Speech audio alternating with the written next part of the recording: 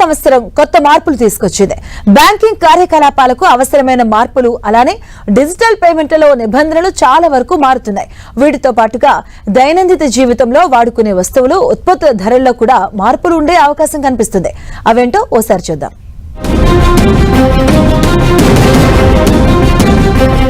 Pan card, Aadhaar కార్డును link చేయడానికి కేంద్రం విధించిన కొత్త గడువు డిసెంబర్ 31తో ముగుస్తుంది. అయితే ఈ గడువు అందరికీ వర్తించదు. కేవలం పాన్ కార్డ్ కోసం దరఖాస్తు చేసుకున్నప్పుడు ఆధార్ నంబర్కు బదులుగా ఆధార్ ఎన్రోల్మెంట్ ఐడిని లేదా ఇతర ఐడీలను ఉపయోగించిన వారికి మాత్రమే ఈ గడువు వర్తిస్తుంది.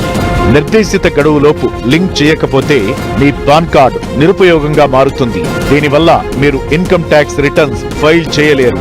అంతేకాకుండా మీ ఆదాయంపై ఎక్కువ టీడీఎస్ కట్ అవుతుంది. పెట్టుబడులు, కేవైసీ, ఫిక్స్డ్ డిపాజిట్లకు సంబంధించిన దరఖాస్తులు కూడా తిరస్కరణకు గురయ్యే అవకాశం ఉంది.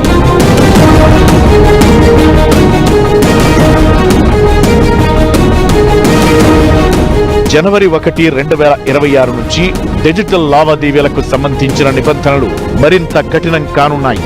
దేశంలో పెరుగుతున్న డిజిటల్ మోసాలు, బ్యాంకింగ్ ఫ్రాడ్స్ ను అరికట్టేందుకు ఈ నిర్ణయం తీసుకున్నారు. Google pay, phone pay, WhatsApp వంటి యూపీఐ ప్లాట్ఫామ్లు ఇకపై కఠినమైన కేవైసీ ప్రక్రియను పాటించాలని ప్రభుత్వం, ఆర్బీఐ ఆదేశించాయి.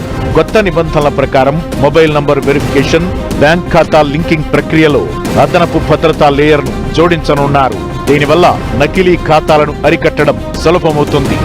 జనవరి 1, 2026 నుంచి సిఎన్జి, పిఎన్జి ధరల్లో యూనిట్కు 2 నుంచి 3 రూపాయల వరకు తగ్గించనున్నట్లు ప్రభుత్వం ఇప్పటికే ప్రకటించింది.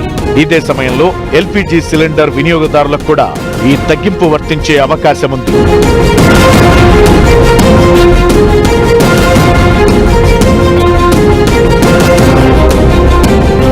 అలానే ప్రభుత్వ చమురు సంస్థలు ప్రతి నెల 1వ తేదీన ఎల్పీజీ సిలిండర్ ధరలను సమీక్షిస్తాయి.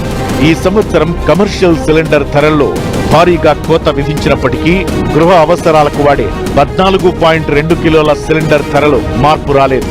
ప్రస్తుతం అంతర్జాతీయ మార్కెట్లో ముడి చమురు ధరలు బాగా తగ్గాయి. బ్యారెల్ ధర సుమారు $62 వద్ద ఉంది.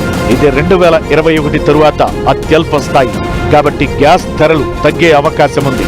కేంద్ర ప్రభుత్వం ఇప్పటికే 8వ వేతన సంఘం ఏర్పాటును ప్రకటించింది. సిఫార్సులు జనవరి 1, 2026 నుంచే అమల్లోకి వస్తాయని ప్రభుత్వం స్పష్టం చేసింది. దీనివల్ల కేంద్ర ప్రభుత్వ ఉద్యోగులు, పెన్షనర్లకు ఏరియర్స్ రూపంలో ఎక్కువ నగదు అందే అవకాశం ఉంది.